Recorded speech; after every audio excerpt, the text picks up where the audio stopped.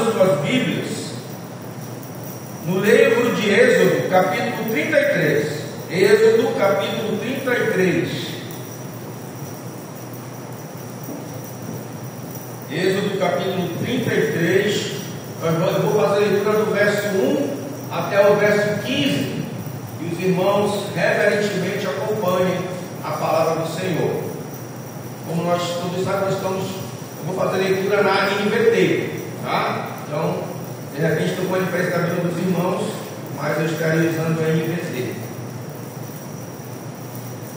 Êxodo capítulo 33, do verso 1 até o verso 15, diz assim a palavra do Senhor. O Senhor disse a Moisés: ponha-se a caminho, junto com o povo que você tirou da terra do Egito. Subam à terra que eu jurei dar a Abraão, Isaque e Jacó, dizendo: darei esta terra a seus descendentes. Enviarei um anjo à sua frente para expulsar os cananeus, os amorreus, os hititas, os ferezeus, os heveus e os jebuseus. Subam à terra que produz leite e mel com fartura, mas eu não viajarei no meio de vocês, pois são um povo teimoso e rebelde. Se eu os acompanhasse, certamente os destruiria ao longo do caminho. Quando o povo ouviu essas palavras severas, chorou e deixou de usar seus ornamentos. Pois o Senhor havia ordenado a Moisés: diga ao povo de Israel: vocês são um povo teimoso e rebelde. Se eu os acompanhasse, mesmo que só por um momento, eu os destruiria. Deixe de usar seus ornamentos, enquanto decido o que fazer com vocês. Assim, desde quando partiram do Monte Sinai, os israelitas deixaram de usar ornamentos. Moisés costumava montar uma tenda fora do acampamento, a certa distância deles, e a chamava de tenda da reunião. Quem quisesse fazer uma petição ao Senhor ia até essa tenda fora do acampamento. Sempre que Moisés se dirigia a essa tenda, todo o povo se levantava e permanecia em pé, cada um junto à entrada da sua própria tenda. Observava Moisés até ele entrar na tenda. Logo que Moisés entrava, uma coluna de nuvem descia e ficava suspensa no ar, à entrada da tenda, enquanto o Senhor falava com ele. Quando o povo via a nuvem à entrada da tenda, cada um permanecia em frente à própria tenda e se curvava. Ali, o Senhor falava com Moisés face a face, como quem fala com um amigo. Depois, Moisés voltava ao acampamento, mas seu jovem auxiliar Josué, filho de Nun, ficava na tenda. Então Moisés disse ao Senhor: tu me ordenaste, leve este povo, mas não disseste quem enviarias comigo. Declaraste: eu conheço pelo nome e me agrado de você. Se é verdade que te agradas de mim, permita-me conhecer teus caminhos, para que eu te conheça melhor e continue a contar por teu favor. E lembra-te de que esta nação é teu povo.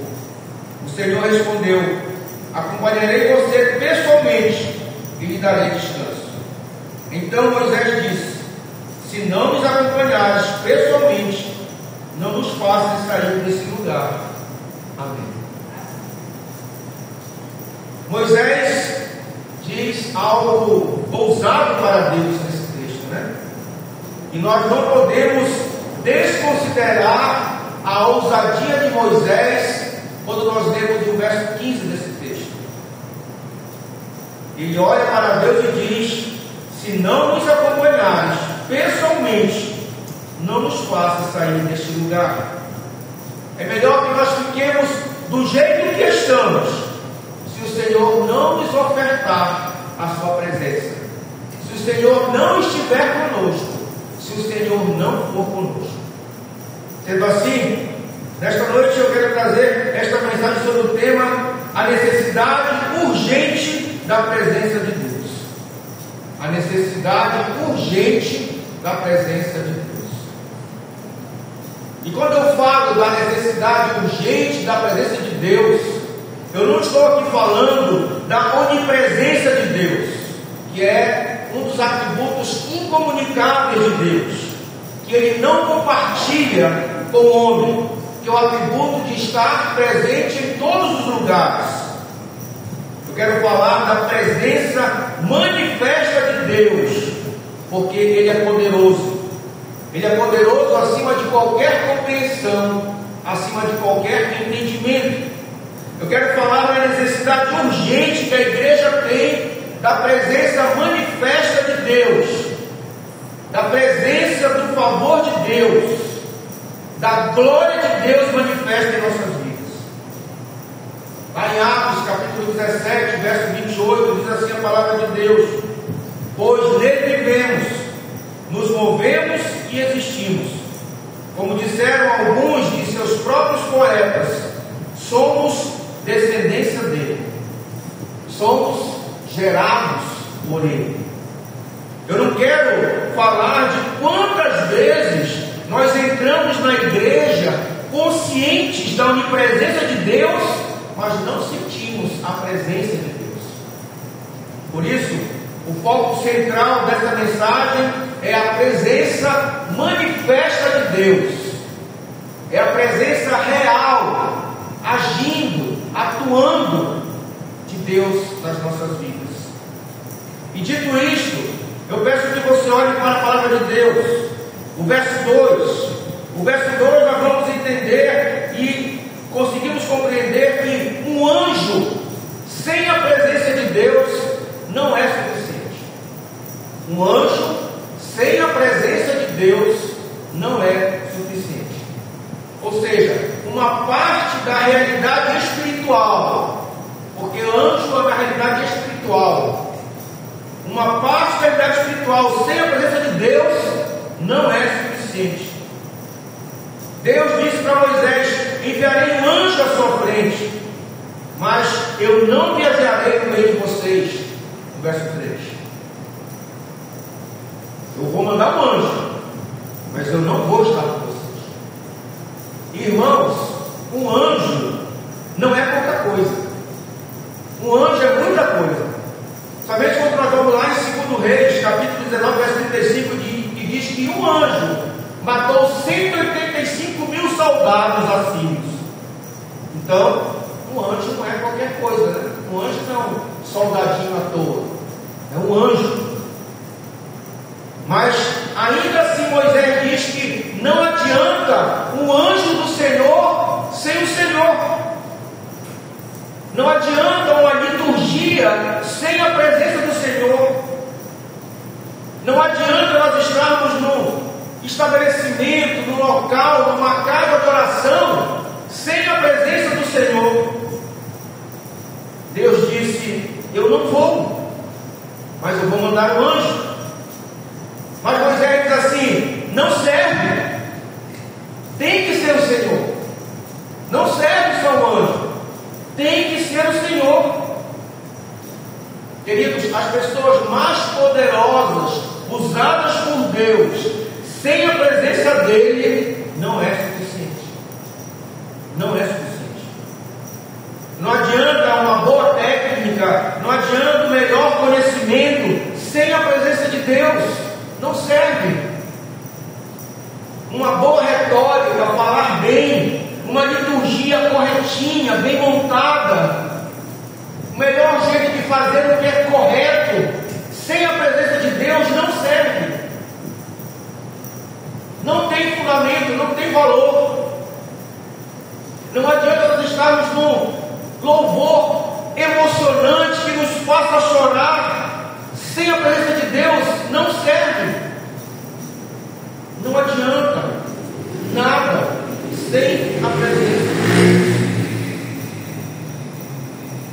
Ainda aqui no verso 2, nós vamos ver que a vitória sem a presença de Deus não é suficiente.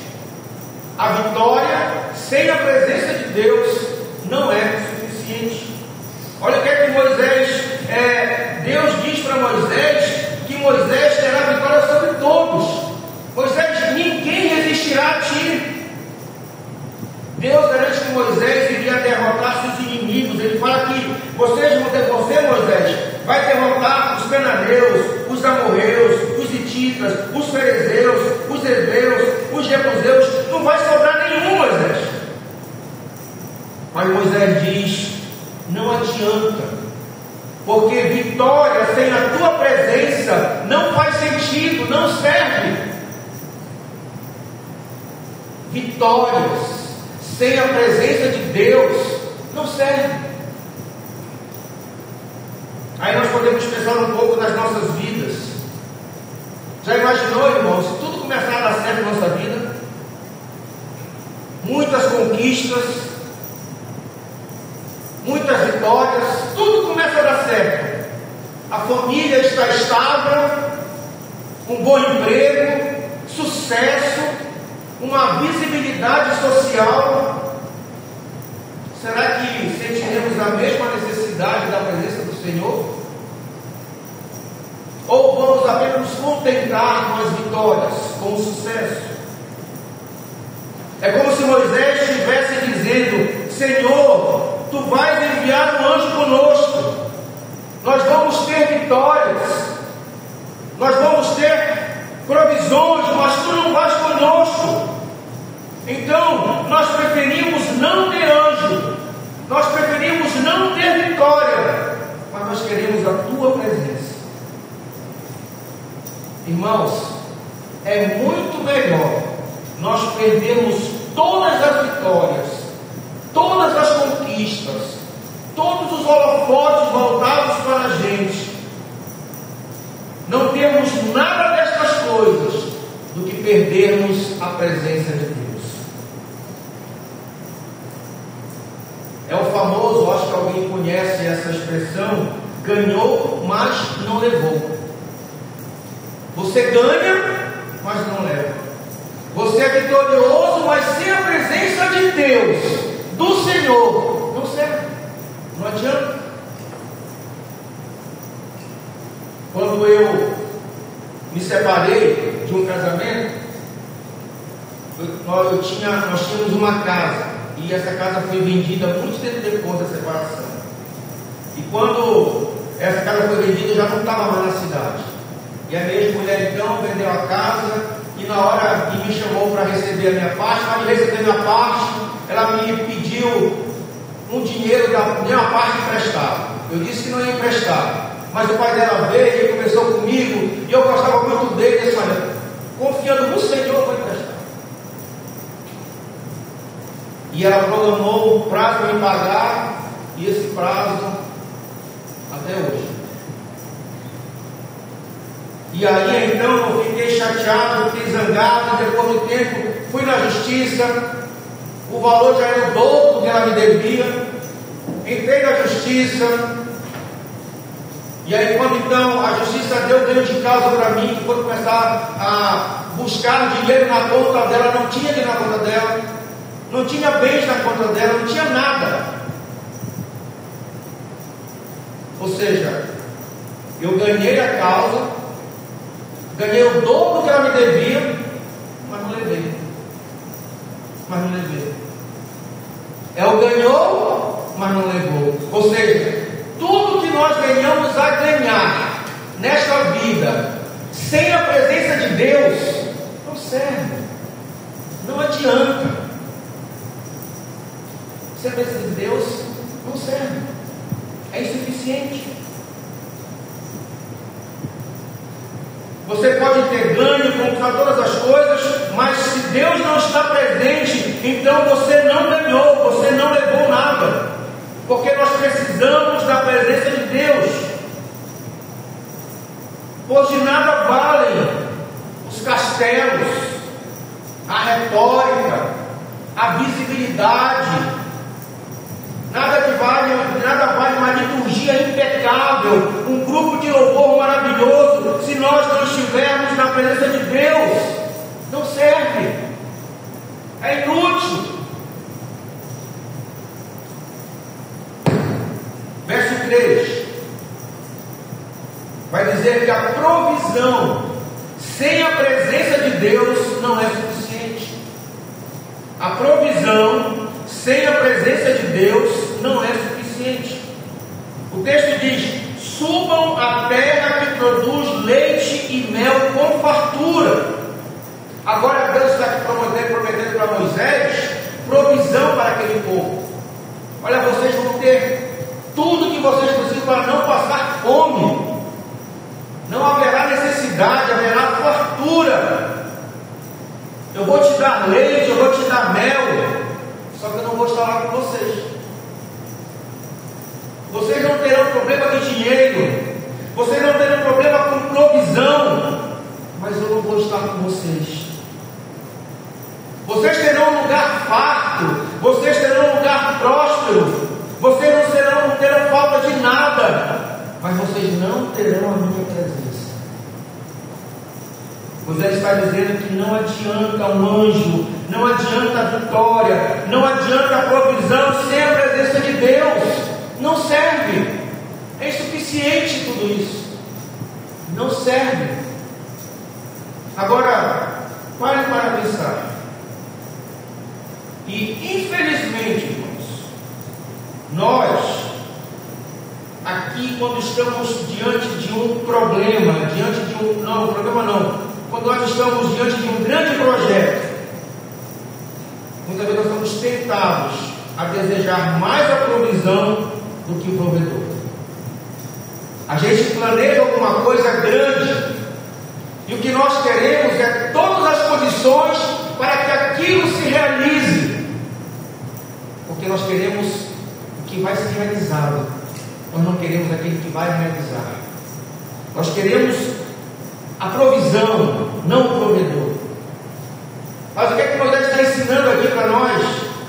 Que a porção mais farta da provisão, aquilo que Deus pode te dar de mais farto, de grande, de tudo que tu precisas, sem a presença de Deus, não vale a pena, não serve. É isso que Moisés está dizendo.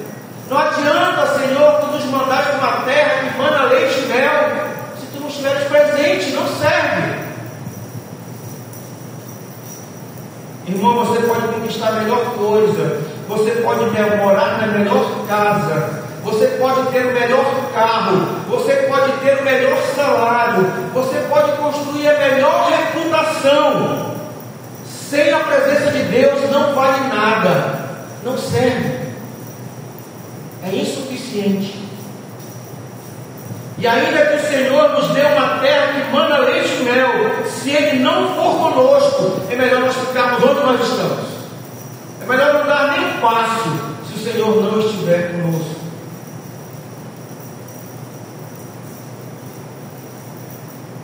Verso 4. Lamento sem a presença de Deus não é suficiente. Lamento sem a presença de Deus não é suficiente. O verso 4 diz: quando o povo ouviu essas palavras severas, chorou e deixou de usar seus ornamentos. Quando o povo ouviu Moisés dizer que Deus disse: vocês vão, mas eu não vou estar com vocês, o povo lamentou. Só que lamento por lamento, irmãos, não é suficiente. Moisés comunica então para o povo a pior notícia que eles poderiam receber. E a pior notícia não era o flagelo da morte, não é que eles seriam derrotados numa guerra, mas a pior notícia é que o Deus Todo-Poderoso não seguiria mais com eles, não estaria mais com eles. Eles começam então a lamentar, começam a reclamar, a chorar, porém, lamento pelo lamento não significa nada. E infelizmente nós confundimos arrependimento com uma série de sentimentos e reações. Nós confundimos arrependimento com lamento.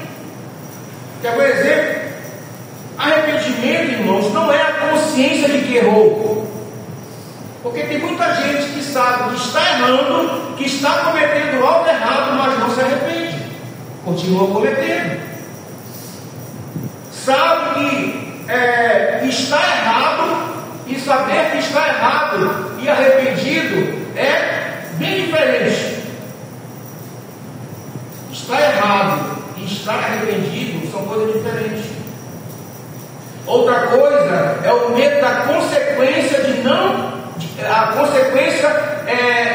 não estar arrependido.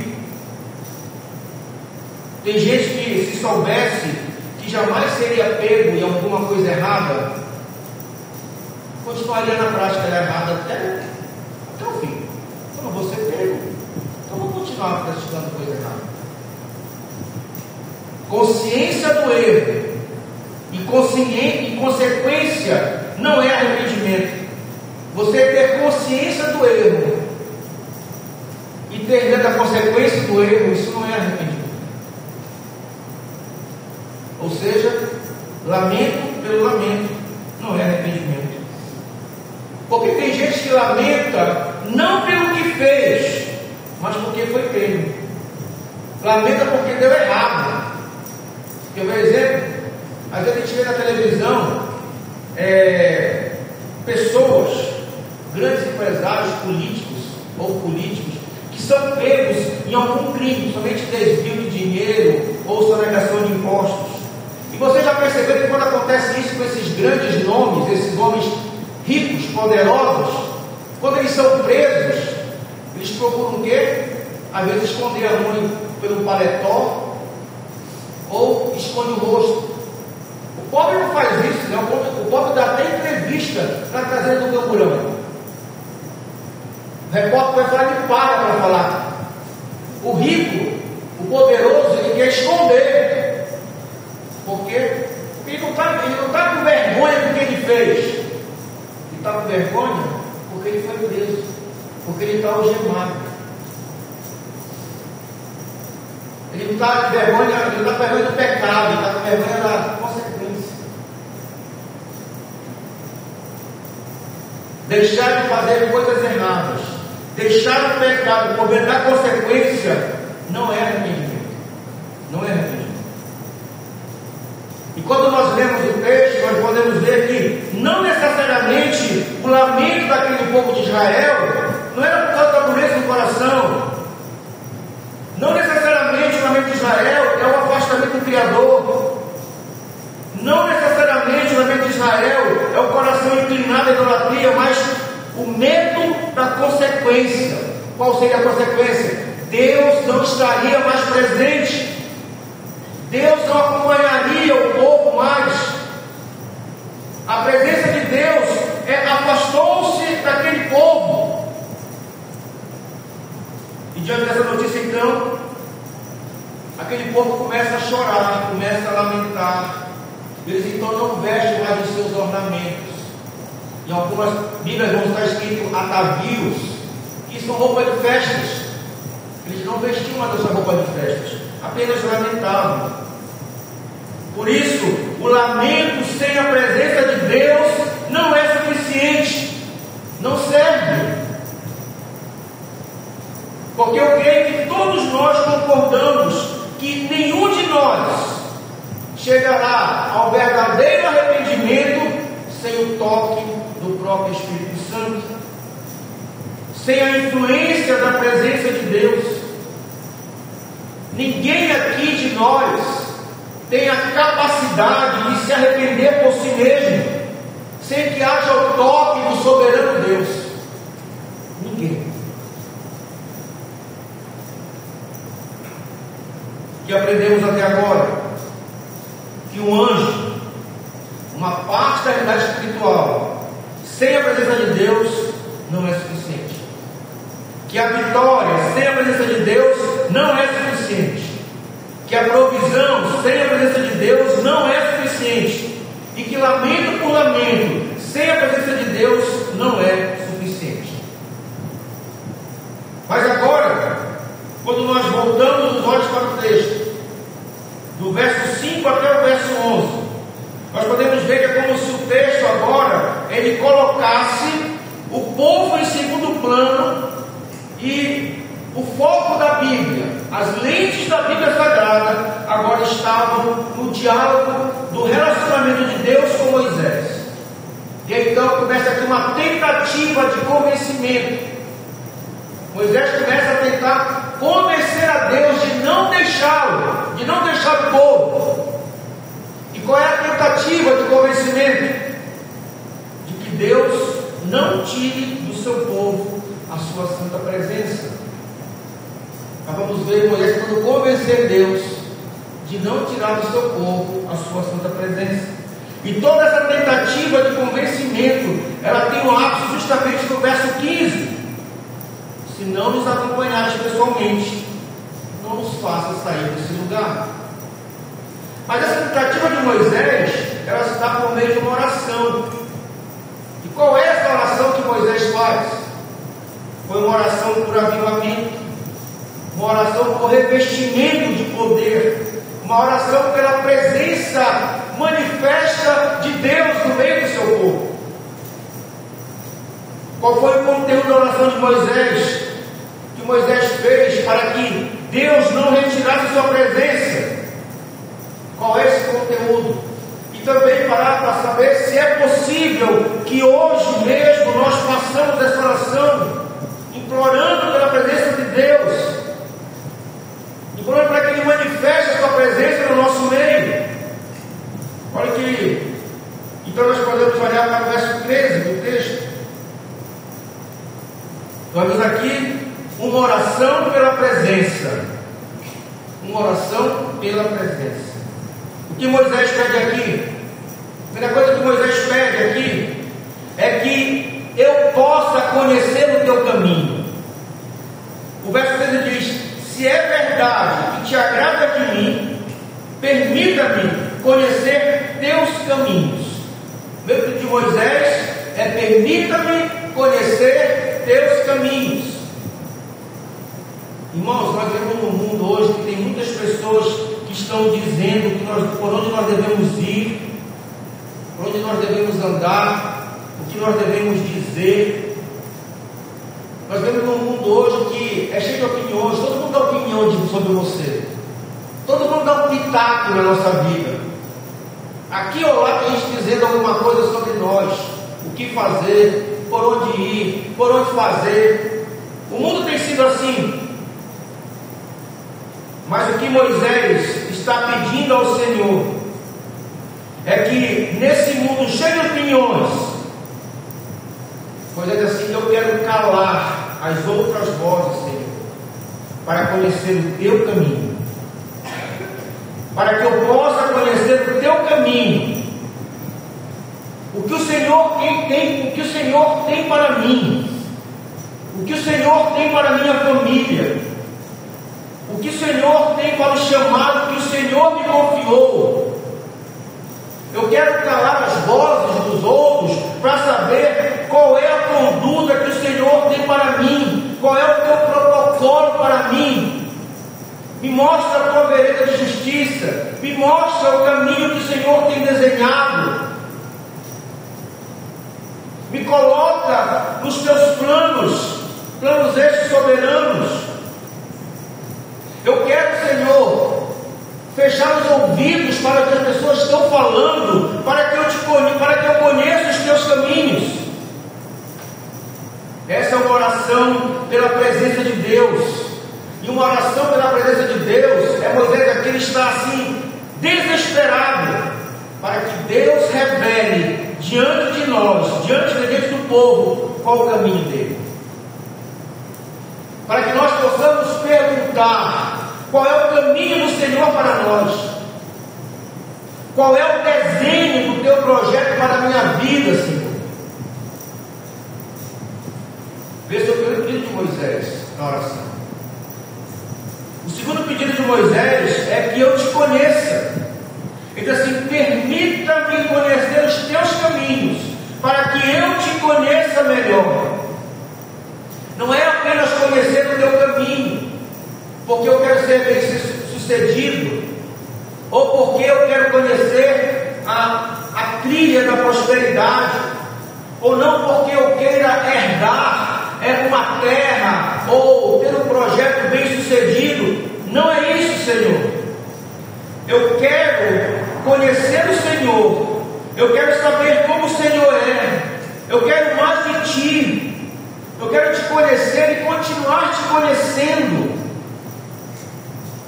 Tem mais do Senhor para mim. Tem mais dos Teus mistérios para mim. E eu quero Te conhecer cada vez mais. Esta é a linda oração de Moisés. E que deve ser a nossa oração também, irmãos. Eu quero Te conhecer, Senhor. Eu quero buscar a Tua face. Eu não quero ser um simples reprodutor de padrões. Eu não quero ser imitador de pessoas. Eu quero verdadeiras e profundas experiências com o Senhor. Eu quero ter o Espírito falando comigo. Eu imploro a ação do Teu Espírito Santo em minha vida. Sopra em mim, Senhor, para que eu Te conheça melhor. Essa é a oração de Moisés. Esse foi o segundo pedido de Moisés. Terceiro pedido de Moisés: que ache graça aos Teus olhos. E diz: e continue a contar com o Teu favor. Isso é maravilhoso, irmãos. Porque quando o Senhor olhar para mim, Ele vai olhar com graça, com favor. Porque se o Senhor olhar para mim por mim mesmo, o Senhor vai me destruir. Se o Senhor olhar para mim pelo que eu sou, o Senhor vai acabar comigo. Se o Senhor olhar para mim pelo que eu mereço ou não mereço, eu não vou para lugar nenhum. O Senhor não irá comigo. E nós ficaremos sem anjo, sem vitória, sem provisões. O que vai nos restar o quê? É lamento, é choro, é mais nada. Então Moisés diz que eu ache favor, que eu ache graça aos Teus olhos, para que quando o Senhor olhar para mim, o Senhor me olhe pela graça. Porque, irmãos, fora da graça é depravação total. Fora da graça está tudo perdido, não tem mais jeito. Está tudo perdido.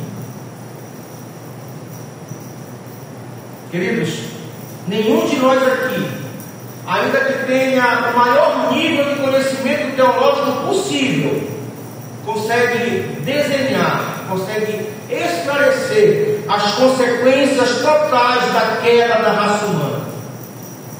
Depois de Gênesis 3, que narra a queda do homem, nada é igual. Nada mais é igual à criação. O nosso DNA foi corrompido. A nossa consciência ela foi corrompida. Está tudo perdido. É depravação total. Tem a história de uma avó, que o netinho dela, com menos de 2 anos, chegou assim para ela: vovó, a senhora pode me dar um doce? A avó do netinho falou assim: ó, se o seu pai deixar, eu lhe dou um doce. Aí ele vai até o pai dele: papai, a vovó disse que se o senhor deixar, ela me dá um doce. Aí o pai disse assim: não, hoje não é dia de doce. Aí o netinho volta com a avó: vovó, o papai disse que sim. Só que a avó tinha ouvido isso. E a avó ficou pensando: não tem nem 2 anos, já está mentindo. Quem ensinou isso para ele? Porque está entranhado, irmãos. Isso nasce com a gente, pecado nasce com a gente. Depois de Gênesis 3, isso está entranhado na gente. Balança o braço e não sai, está entranhado.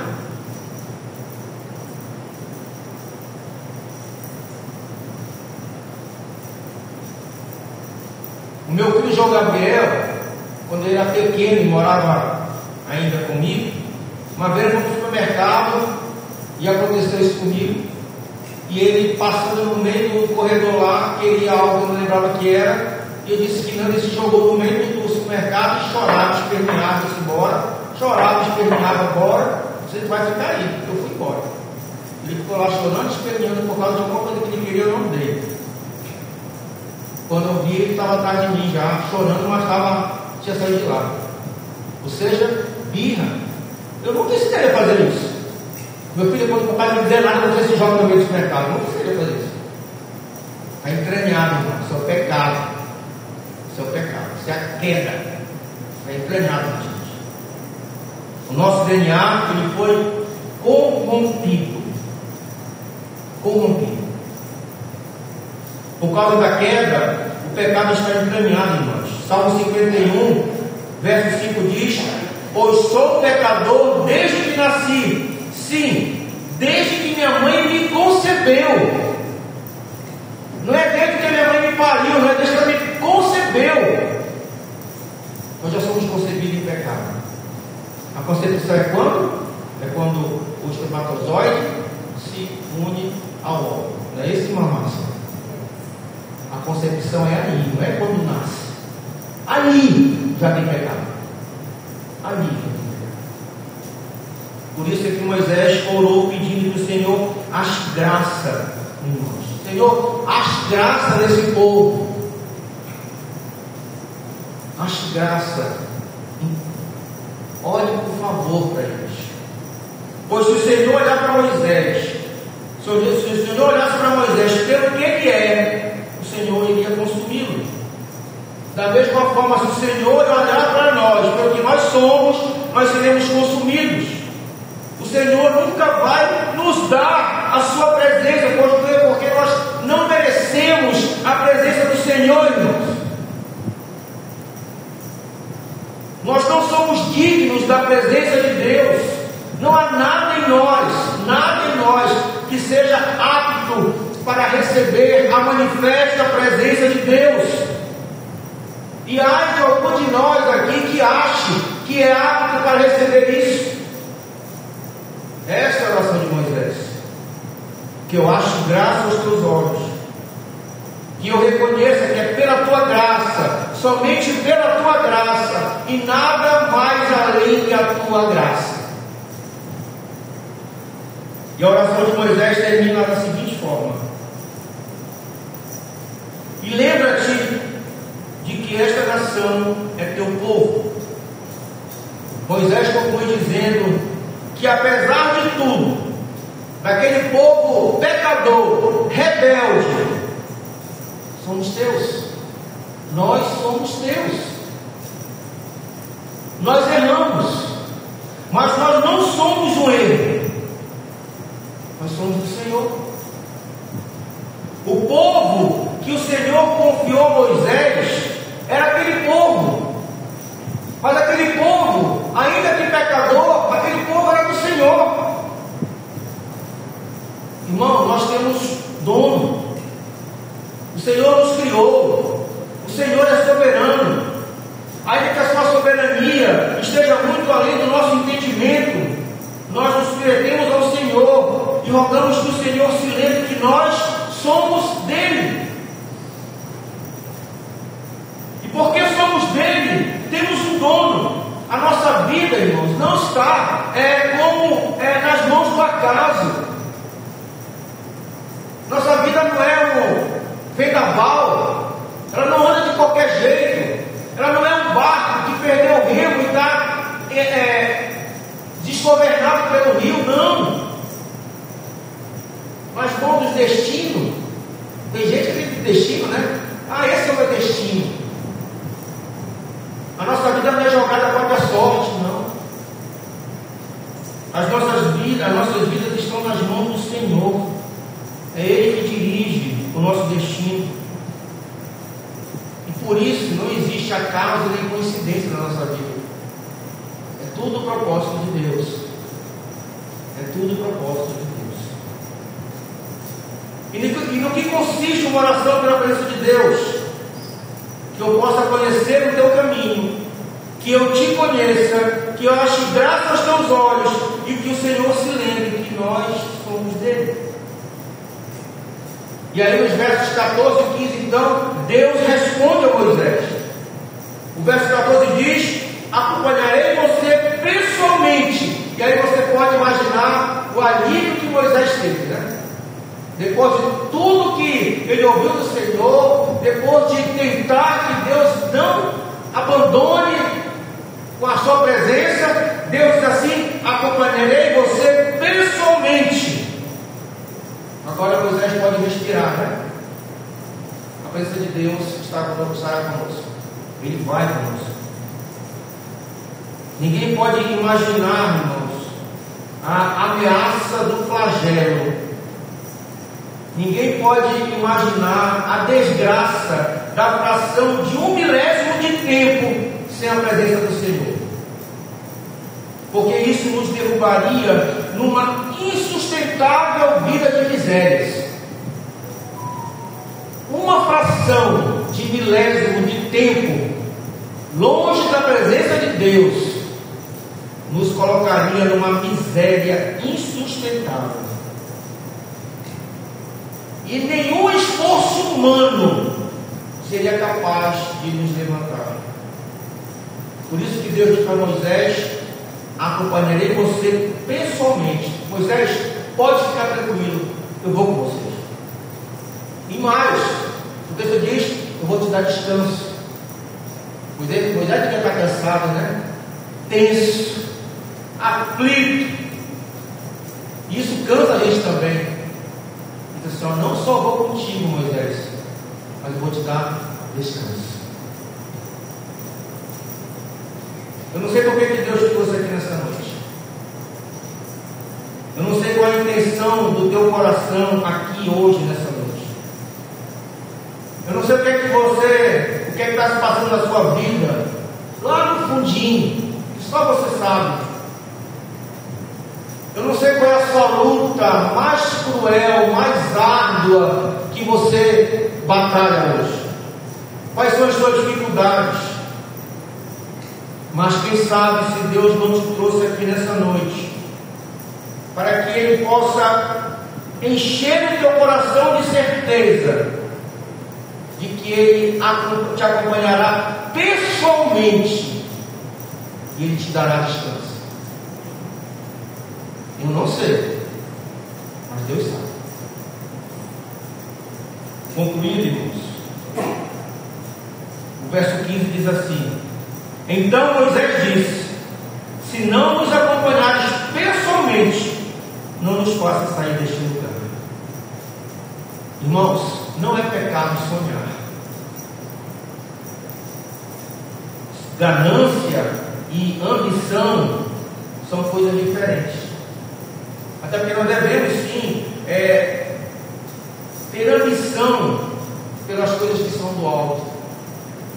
Temos ambição pelas coisas de Deus. Nós não podemos ser gananciosos, porque isso é pecado. Mas sonhe grande, irmão. Sonhe grande porque você tem um Deus que é grande.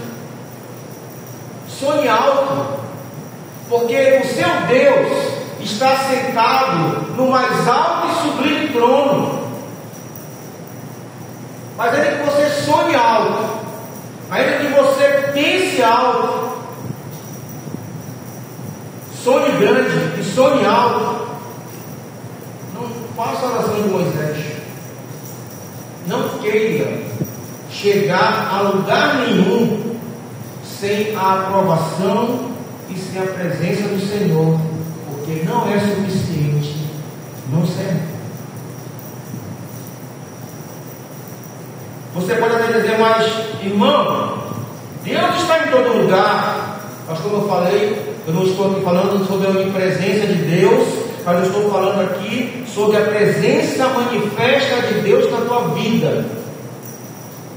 A presença que você sente de Deus na tua vida. Eu estou falando aqui de Jesus Cristo, que é a esperança da glória. Que nunca nos falte, nem por uma fração de 1/1000 de tempo, a presença do Senhor. Que por mais longe que qualquer um de nós possa chegar, esse mais longe mais perto da santa, bendita e indiscutível presença do Senhor.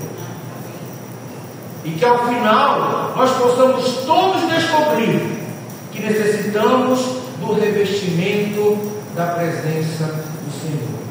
E que possamos fazer a mesma oração que Moisés fez no verso 15. Se não nos acompanhares pessoalmente, não nos faça sair deste lugar. E que o Senhor nos abençoe. E a Ele toda a honra, toda a glória, todo louvor para sempre. Amém. Vamos orar, irmãos, com as nossas cabeças e vamos orar ao Senhor.